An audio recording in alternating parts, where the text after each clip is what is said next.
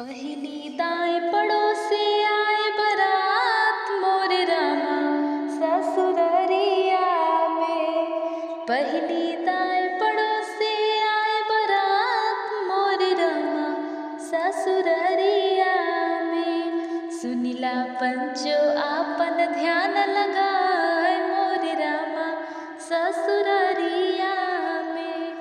माई बहनिया सुनिला ध्यान लगाए मोर रामा ससुररिया में। सुनिला पंचो आपन ध्यान लगाए मोर रामा ससुररिया में। आए बरतिया दरवाजे पर चार चने बोल नाच रहे।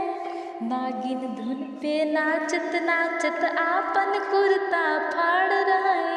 एक जने डीजे पे चढ़ के जोर जोर चिल्लाए रहे। गाना हमरे मन के बाजे आपन रूप जमाए रहे। गाना चले बराती वाला कहत कहत बिछलाई गए। पी के मस्त रहे मोर भैया 10 फुट नीचे आई गए। नाचे वाले मस्ती में फिर उन्हीं के ऊपर नाच रहे। नाऊ काका कुकुर समझ के डंडा पे डंडा मार रहे। बत्ती बार के दिखने तो अहिरे दादा मुर्दैया रे। ई तो अपने दुलरू दुल्हा जी के बड़के भैया है। चर्चा भवात बंद हुई गवा नाच मोर रामा ससुररिया में। चर्चा भवात बंद हुई गवा नाच मोर रामा ससुररिया में। सुनिला पंचो आपन ध्यान लगाए मोर रामा ससुररिया में। आगे का हाल बताई बहिनी पानी पिए क फेरा भय। दबंग बराती के आमे तर्जनवा से मडेरा भय। मीठा घर में गाँव के काका के पहरेदारी लाग रहे। छोटे छोटे लइकन के लाइन आरी आरी लाग रहे। दूरी रहा है लइको नाहित पीठ पे सोटा धय देबै। भैया जब ले कहिए ना रत्ती भर मीठा ना देबै। काकी काका के हेरत हेरत पानी लइके आई गई। काका के पीछे हट के मीठा घर में वे भितराई गई। 3-4 रसगुल्ला पहले अपने मुंह में डाल ली। पानी पी के हाली हाली अचरा मुंह पे मार ली। काका कहन की समझ गए हम जवन खेल तू खेल गयो। हमका लागत बाकी आधा किलो मिठाई ठेल गयो। काकी घूर के देखिन तो काका एकदम घबराए गए। लइकन हंसे लगिन तो काका दरवाजे में लुकाई गए। सोचिन मौका जबरदस्त बा बड़े भाग हम पाई गए। 4-5 रसगुल्ला जुरते गपा गप वे खाई गए।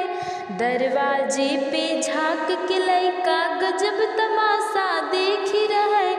इक्कई साथे कुल लइका अब आपन पासा फेंक रहे। हमहु के दैदाना हित देव बताए मोर रामा ससुररिया में। हमहु के दैदाना हित देव बताए मोर रामा ससुररिया में। सुनिला पंचो आपन ध्यान लगाए मोर रामा ससुररिया में। माई बहनिया सुनिला ध्यान लगाए मोर रामा ससुररिया में। दुल्हा बैठन पूजन पे तो कैसन बरजोरी होई गए। पता चला कि 6 जन के जूता चप्पल चोरी होई गए। अरे राम ई गजब होई गवा समधी मन में सोच रहे। नात नतरुआ भाई बिरादर आपन चप्पल खोज रहे। तब तक कहरू दादा आयन हाफत हाफत भागेन। 4-5 गो कुकुर के पिल्ला सबके चप्पल ले भागेन।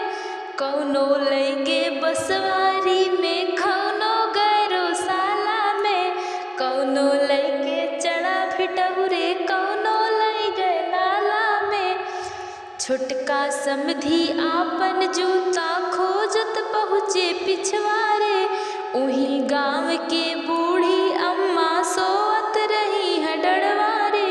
खुरुर खुरुर आवाज सुनी तो लैके सोटा पहुँच गई। समधी के समझी चोर आई गए, सोटा पे सोटा धमक दी। छोटका समधी बड़े जोर से एक घोड़े पे खड़ा खड़ा आपन जूता खोजत बाटी। बूढ़ी माई माफ करा, तोहरे गाँव में मेहमानी भय खास मोरे रामा ससुररिया में। तोहरे गाँव में मेहमानी भय खास मोरे रामा ससुररिया में। सुनिला पंचो आपन ध्यान लगाए मोरे रामा ससुररिया में। सुनिला पंचो आपन ध्यान लगाए